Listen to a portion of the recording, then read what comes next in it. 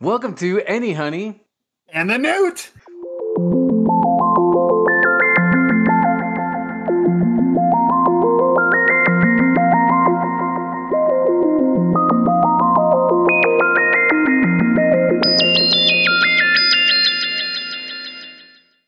So, Anthony, there's all these crazy names in baseball. Let's see who we have on the bags here. We've got who's on first, what's on second, and I don't know who's on third. Well, that's what I want to find out. I say who's on first, what's on second. I don't know who's on third. Are you the manager? Yeah, You gonna be the coach too? yeah. And you don't know the fellas' names. Well, I should. Well, then who's on first? Yes. No, I mean the fellow's name. Who? The guy on first. Who? The first baseman. Who? The guy playing. Who is on first? I'm asking you who's on first. That's the man's name. So I'm sure our listeners are familiar with this sketch. It's a classic. Thanks to Abbott and Costello, we want to give credit to that. But yeah, a hilarious sketch of linguistic miscommunication there. Fun fact: my brother reenacted this sketch in I think he was in like second grade or something like that, and he and his best friend were Abbott and Costello. They like stuffed their clothes full of pillows so that they appeared way larger than they are.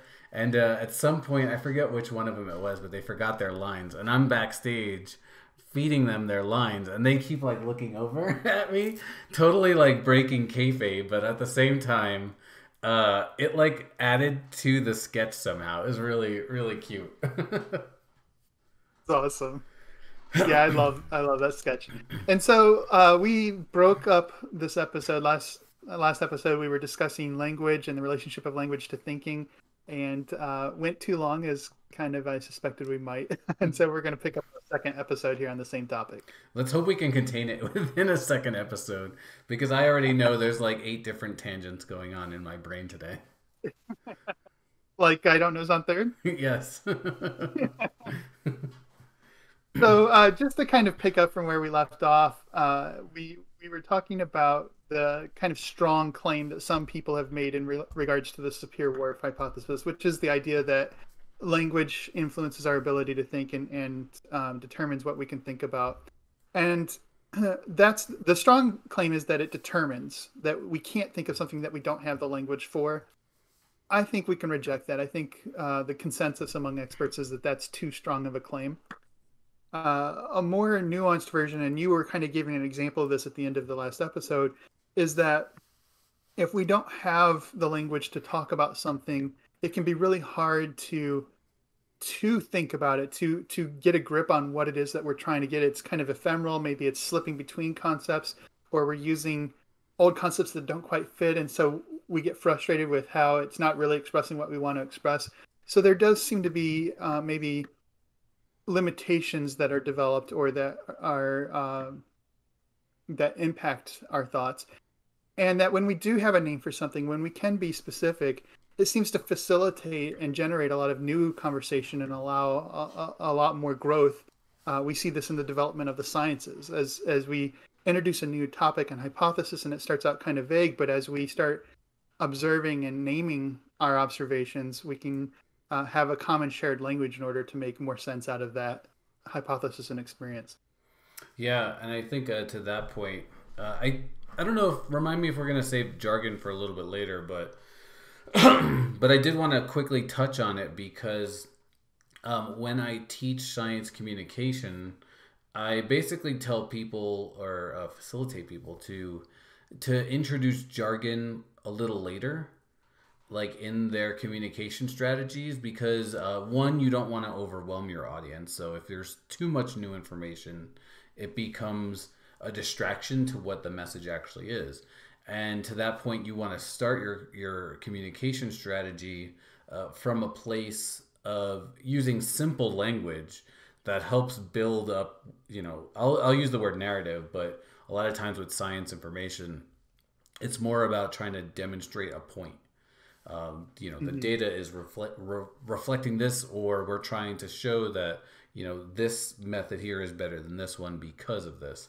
And so you want to start simple to build that strategy in and then reinforce that. And then you introduce the jargon to really dive deep and start to articulate the nuance between, like, picking one strategy over another, especially when it comes to doing stuff like, not just picking one method over another, but also when it comes to like making decisions that have real consequences, like if it's a life and death situation, or in climate change, for example, right? We should stop doing all this stuff because it's actively harming us, and we should start doing this stuff. So you got to like build in that cycle of let's work towards first changing the mindset and then articulating all the points that we need to really reinforce that mindset to begin with.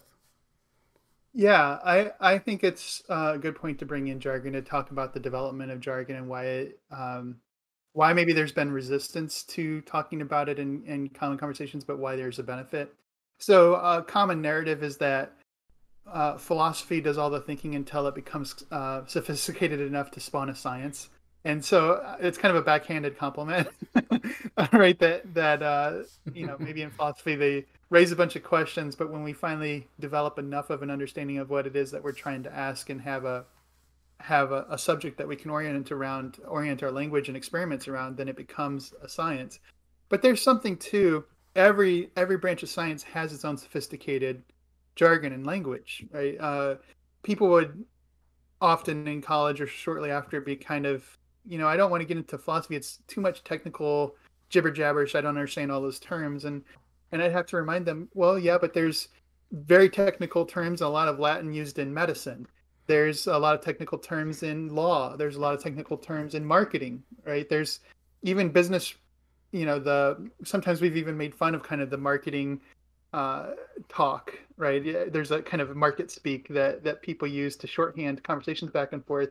But it's a jargon that specializes the conversation. It allows very specific concept differentiation among experts. It's a shorthand way of getting through a lot of preliminary stuff to deeper elements of that study. Yeah, I'll throw in one other aspect of this, which is that sometimes, going back to my earlier point of like simplifying the language just to make a point, it's when you go too far with that you allow people to make their own interpretations of what it is you're trying to say. So when you eliminate all that nuance, right, you're introducing interpretation for what that nuanced language would have actually prevented. So it'd have been much easier for somebody to make a conclusion if they had all the same background and jargon, right? Which is why I always say to like build it in, which is when you end up with stuff that becomes politicized. And I'm not going to point out a Mm. specific example here, but essentially allowing people to have opposite opinions on the same topic when one conclusion might have suited everybody involved to begin with. And I, go ahead. well, I really like. There's this series on YouTube where they say you have to explain the same concept to different audiences, right? So there's explaining it to a toddler, to a teenager, to a college student, to a graduate student, and to an expert in the field. And what I like about that is there is value in all the different types of communication. Sometimes being simple and just trying to give a general, get somebody in the ballpark so they're aware of the topic and what's going on is Right. very important and useful. But sometimes that's not sufficient. You can waste a lot of time trying to work through the nuances if you're not being specific and using the technical jargon. So when two experts talk to each other, they can just cut through to the really essential elements of what they need to discuss by using that technical jargon. So I think we need both aspects, which is why I get a little bit frustrated at work. I am verbose. I do like to write a lot, but in my reports, I'm reporting to my supervisors the facts of the situation, the thing that I'm analyzing, the data. I'm trying to provide as many specifics and details, and so I do use industry jargon and I do use specifics. But if I needed to communicate that report to a general audience, like make an announcement to the firm, I'm not going to just hand over that report, right? I'm going to try and create some kind of easy to comprehend summary that maybe doesn't provide all the details but gets the gist across. And this emphasis on simplify, simplify, simplify, I think that's good for certain kinds of communication. That's bad when you come to like the reports that are the grounds for that communication. Yeah, exactly. I mean, we've all been in those like Zoom calls where somebody is just going through all the background, and you're like, "Oh, just tell me what I have to do so I can leave Right. in 30 seconds instead of an hour." Right. One other Yeah. thing that I'll add is this is kind of a tangent, but something that you had told me a while ago, I still have never gotten out of my mind, which was like you started going down the path of linguistics and philosophy.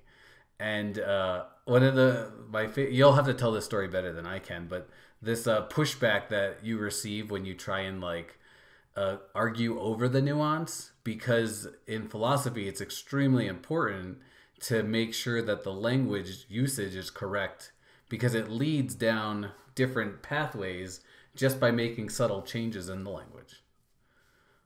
Yeah, no, I think that's fair. I don't need to elaborate on that a whole lot, but there's, you know, even among my colleagues, some would prefer to use the language they're familiar with and just try to translate everything from other schools of thought into their language so that they can comprehend it in a realm that they're already familiar. You know, use contextual clues and terms that are familiar to them.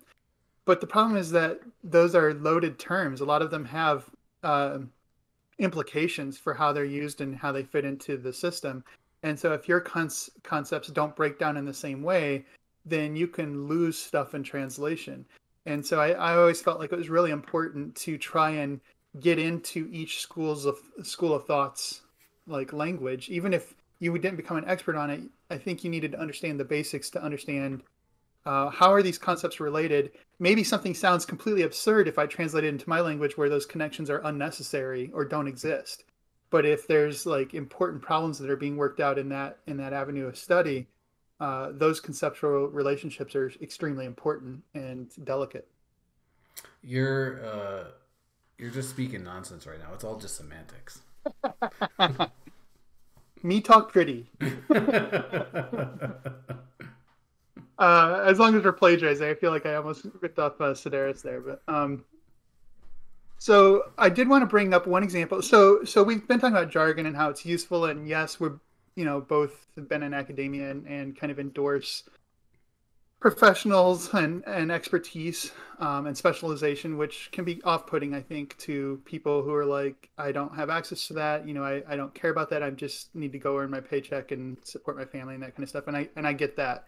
So I want to kind of give a practical example of why naming things is so important. And this comes from Miranda Fricker gave me the example in her book, Epistemic Injustice. The original example came from Susan Brownmiller, a feminist who was giving her memoirs. And it was the idea that when she was in this job, I think, almost a decade, there were colleagues, and one in particular, who would brush up every time they'd reach for paper, they'd brush her breasts, or they would sit there and read and like sway their crotch in her face, and just really gross and annoying behavior. But this was a time before there was a language to articulate that, to report the behavior. So when she finally decided to leave the job, couldn't handle it anymore. It was giving her physical and mental, it was antagonizing her in mental and physical ways. She just put on the form like, I'm leaving for personal reasons.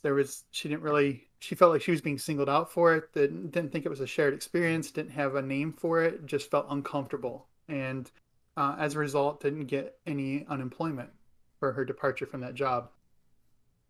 In a support group, she came to find that other women had had similar experiences, and decided like, hey, if this isn't just my experience, if this is something that a lot of women are experiencing, we need to have a way to talk about it. If nothing else, then to communicate to each other, but also to develop ways to communicate and report it to management to maybe address this problem. And so they went through a list of possible words and names, and nothing felt like it was either too strong and therefore a lot of behaviors that were bothersome might not fit into that category, or it was too vague and open, and people might say, well, why is that a problem? Why is that a bother? Until they finally came upon the term sexual harassment, right? And now this is a term we're all widely familiar with. We have sexual harassment trainings all the time in workplaces. This is now a common parlance. It's a reporting system. We have laws kind of surrounding behaviors that might fit into this behavior. So the development of terminology had a very practical import for those people that felt like their experience was so individual and kind of shameful that they didn't want to communicate it or share it. Now there was an avenue to talk about it, and they weren't alone. They were realizing this is a common shared problem, and we need to tackle it collectively, not just individually. Yeah, you're reminding me of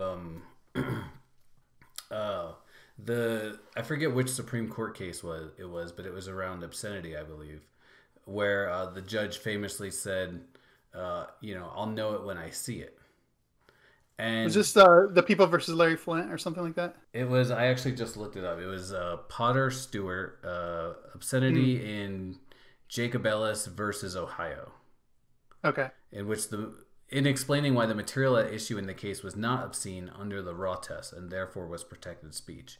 But the whole problem with that, I know it when I see it, is that because court cases are so based on precedent, right? If one person says I know it when I see it, how is any future case going to be able to reference that Mm, judgment, right? And so like other judges have to make a distinction based on what they see. And what do they bring in this one Supreme Court justice every time to determine if it's obscenity or not?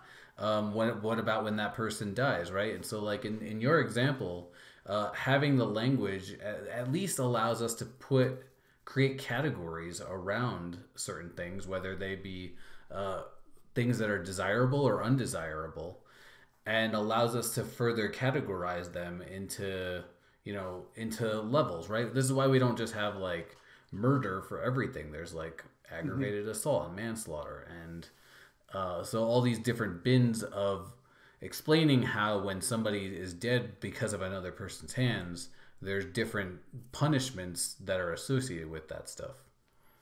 Yeah, that's good.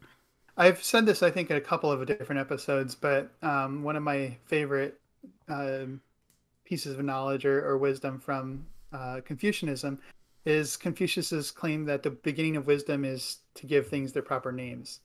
And there's, I think, the wisdom in that is that when you make those distinctions and differentiations, remembering making distinctions being the basis of language, you are setting up conceptual boundaries and relationships in that naming process. And it's, I think, inappropriate to think that we can set up all the concepts first and then do all the thinking, right? These kind of inform each other as we develop our thoughts on things. We come to find um, areas where the concepts aren't fitting, they aren't matching our experiences, and so we need to develop new names. But do develop the names, like continue developing the language, and this is why things become specialized and full of jargon. Yeah, I'm glad you brought that up because I hate when people articulate what I call a fixed mindset. And typically that's reserved for characteristics on behavior. But in this case, I'll use it to say that like we shouldn't just classify and construct with the intention that this thing that we've just constructed is permanent in perpetuity, right? It's all about like I have no basis right now to classify this thing, so I'm just going to do it based on my perspective now with the understanding that somebody else may be able to add or detract from this and call it something else that might be more suitable, right? And so like language because of that becomes very fluid. And I guess I don't know if we have time for this, but this is how you go from a generalized point, right, to being able to say that tree over there. Yeah, that's very good. And I think now that we've sung the praises of specialization and the importance of language, let me rip off the bandage a little bit. um, as much as I think that's all true, I am also very sympathetic to deconstructionists and some of the postmodern linguists who pointed out that our concepts are not as fully determinate as we might hope them to be. So we use something to differentiate, you know, we use concepts to differentiate this from that, and we can get more and more specific. We maybe even develop a spectrum like color spectrums where it's no longer just white and black and the primary colors, but then we put all the special fuchsia and all these other kinds of names in the spectrum to help differentiate shades. But the boundaries between those concepts, like things might fit squarely in the center of a concept, and we have no problem with that. But when something's on the boundary, it can really mess with our ability to communicate and to work those problems out. And so deconstruction will often use this kind of inversion, this play of inversion, where I take two things that seem to be eminently opposite or opposed. One of them is given a higher value than the other, and then I show how that higher valued thing actually represents elements of the other concept and vice versa. And I kind of like flip it, right? And then I say, but what's really being shown here is the tension between them and the kind of intermixing between these concepts. And I don't think that erases the boundaries of distinction. It just shows that they're permeable and that the values that we place on them are maybe something above and beyond the concepts themselves. Like the concepts don't intrinsically bear those values that we place on them. Oh man, you are killing me today. Bringing up values in a discussion about language, you son of a gun. Because at first I was thinking about the example that we used in the previous episode, right? Putting two colors, right? Green and red. And you could put things in the two categories, right? Like if there's only two colors, green and red, then you would probably say this thing is closer to green, right? And then this thing here is closer to red, so you put it in the red category. But there's things that are very much on the line. And of course I have like nothing here around me that like you could say is on the line. But I mean, you could picture something that's like more of like a greenish red, right? And it's like, you know, New Mexican Christmas. What color is that? Right? And so you put that there, and some people are going to say it's red. Some people are going to say it's green. But you're going to find like a whole, you know, if you were to like chart all of people's, you know, where they categorized it, you're going to find a whole bunch of stuff in the middle, and it could go either way. And that's maybe where we come up with a new term to define what that color is, yellowish, or we, you know, further classify it that way. And so that allows us to really distinguish. But then you talk about values, right? Like when it comes to green and red, maybe there is good or bad about that, but let's just say that there's not, right? But then when we specifically talk, I'll just use the words good or bad since I just said them, right? We start to put things into those two buckets. And then we learned in the past, you know, 25 years or so that there's a gray area. And some things, yeah, some things are good, but they have bad outcomes. And some things are bad and they have good outcomes. Do we even bother with the good, bad thing? You know, the value that we're placing on it. And that just keeps making me think about, like, what is the purpose of language? Like, I can't help but hear this question like ringing in my brain. That's interesting. I'm not sure that I have a good answer for the purpose of language in general. I would say that maybe communication might be a shortcut way out of that, but then it's like, well, what's the purpose of communication? Yeah. So there is, I think, if we're saying that distinction is what's relevant to linguistic aptitude and behavior, and that thinking is tied to these linguistic distinctions, then the values that we have are, of course, related to language and thinking as well. So there's not like a clear-cut separation between concepts and the values that we have about them. But I do think that we should use our language as specifically as possible to draw those distinctions, the concept itself and the value of the concept, and maybe the purpose and the function of the concept. Like these are other layers and tiers that we can add more language to. So one of the things I wanted to point out with all of this is the generative aspect of language. Sometimes people want to say, oh, it's just language, and be very dismissive of it. And I understand it can be frustrating because you get into these kind of rabbit holes like you and I have been getting into where like, I can't talk anymore. I'm so frustrated. But I think what's helpful is that language isn't finite. It isn't constrained and permanently fixed. It can constantly develop. It opens itself up to other ways of being used, and so there's an ability of language to keep growing and keep developing, rather than being closed off and limited. Yeah, those are really good points. I just want to bring it back a little bit, plus skip ahead. I guess I'm trying to get to the finish line, but you brought up values, and we've teased at the arrival of norms in a future conversation. And would you classify language and norms as co-emerging, or would you say that one produces the other? Fantastic question. I've been thinking about this a lot since our last, well, not the last episode, but the one before that as well. Um, I want to say that language and normativity co-emerge. So once you have normativity, you have the structure of language. Maybe not a natural language, maybe not a fully developed code, but you have the beginnings of language. Um, I do think that there's something, the difference between the kind of normativity in language versus the normativity of whether or not your stomach is working properly, to go back to our previous example, is the difference between an intrinsic norm and an extrinsic norm.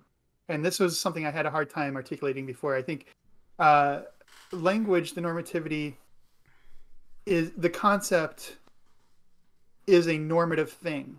So whether or not something belongs under that concept, whether to apply that concept to an object or an action or an experience is adequate or not, is a normative judgment, a normative process, intrinsic to the very nature of concepts.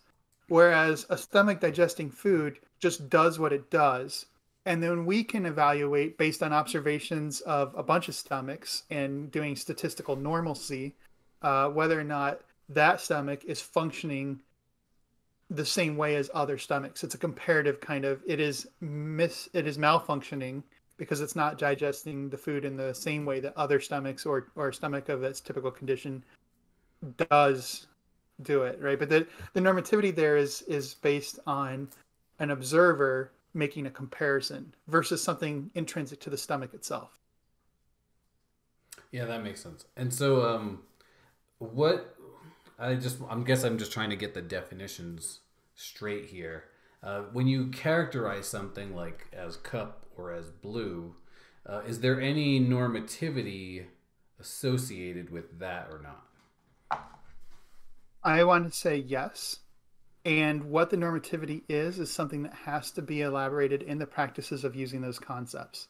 So yes, I do think that there's normativity, even to something like pointing.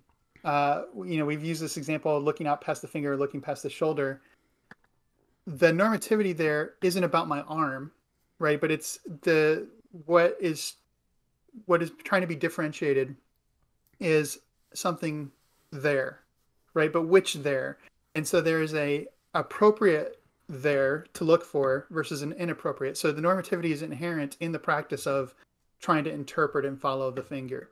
So any kind of distinction where we try to categorize something, either we're applying the concept adequately or not. And I think that's intrinsic to the concept itself.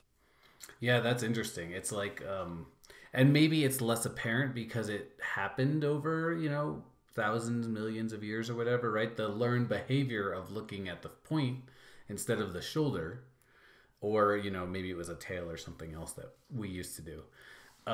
Versus, like just the straight up definition, right? But then I guess like in other terms, like if I call this a cup, and somebody else has already had a word that they used for it, but they hadn't articulated it, right? Then you say what your word is and you call it like a dungelhingen. And then we kind of argue it out over what might be a better term for it. And we maybe average it out, or we just settle on cup because it's 3 letters. But there's a lot of, it's so interesting that there's like a lot of intrinsic values that we place on things without even really thinking about it. Yeah. So I think that's right. We're getting into topics of translation and interpretation, and maybe we should bracket those because there isn't just one language. There's a lot of different languages that intersect, and the questions are, can you move from one language to another? But as far as your Dinkelhangen or cup, uh, there is like the normativity doesn't seem apparent when we're just using terms in our everyday practices until somebody uses concepts differently. If I were to suddenly start calling that a table and just insist on that being a table, one of your reactions is going to be, what's wrong with you? Right? Like you're making, like normatively, something is not right here. Right. And sometimes, that sort of behavior is indicative of something that's abnormal, right? And sometimes, I mean, like either physically or cognitively abnormal. And sometimes it's just abnormal in the sense that nobody else does it. Right. And so I'm purposefully using the word abnormal to demonstrate that there might not be a right or wrong thing, but in the case of like abnormal cognitive behavior, being able to distinguish that allows us to further look for maybe there's like a brain tumor growing, or there's some sort of neuroreceptor that's not functioning properly. And so there's like a whole new field of nuance that just popped out because of just the simple use of language. Right. And alternatively, maybe your use singles out something that I had never noticed before. And while I'm calling you crazy and we're exploring what's wrong with you, all of a sudden I come to see the distinction that you've been drawing that I was oblivious to. And now all of a sudden, instead of being crazy, you're an innovator. Yeah. And you realize there's something wrong with you. Right. So I think that's a good place to kind of wrap up our initial conversations on language, because I don't think we're ever going to stop introducing language and problems of language into our conversations. But hopefully this is enough of a background to allow our audience in on the ride. And just because we promised this and teased at it for weeks, I think we should just wrap up the episode by blankly staring at each other for a good 30 seconds.